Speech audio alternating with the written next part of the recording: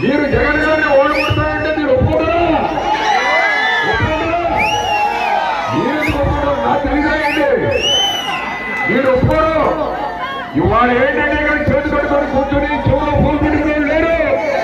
మీ మాటలు మీ మాటలు పరిస్థితి అయిపోయింది. 2014 నుంచి 19 వరకు నువ్వు పరిపాలించావు. నువ్వు ఏం చేశావు? ఒక మహిళను పరిపాలన పిలిచావా? డాక్టర్ మహిళలు తీసుకెళ్లి డీ గ్రేడ్లో పెట్టావు. డీ గ్రేడ్లో పెట్టావు.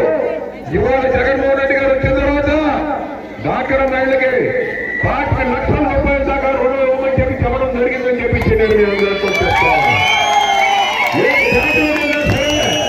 జగన్ గారు వాళ్ళ గ్రూపులు 5 లక్షలు ఉన్నాయి.